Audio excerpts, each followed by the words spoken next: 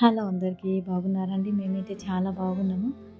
ఇవాళ నా మినీ బ్లాగ్‌లో వచ్చేసి ఒక చిన్న చేదు అనుభవం అండి ఇదైతే జరిగింది మా బాబు విషయంలో.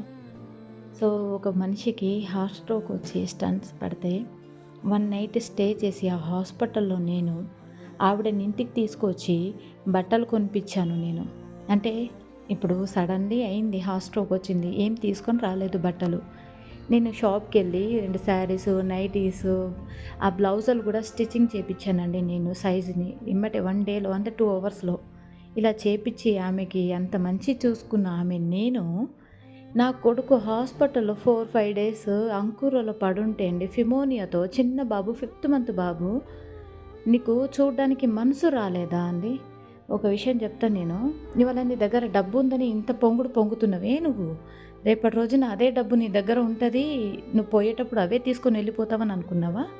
కనీసం చూడ్డానికి కూడా రాలేదు. యాజ్ ఎ పేరెంట్‌గా మనము పిల్లల్ని కనడం ఎందుకు? అవతలోళ్ళ దగ్గర వదిలేయడం ఎందుకండి?